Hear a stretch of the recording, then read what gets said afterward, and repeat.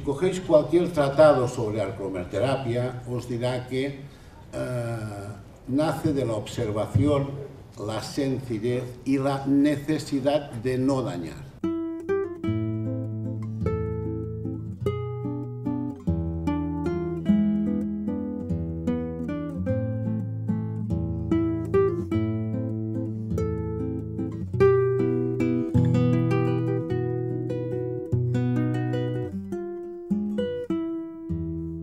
Es muy importante que yo tenga la seguridad de que soy un ser único.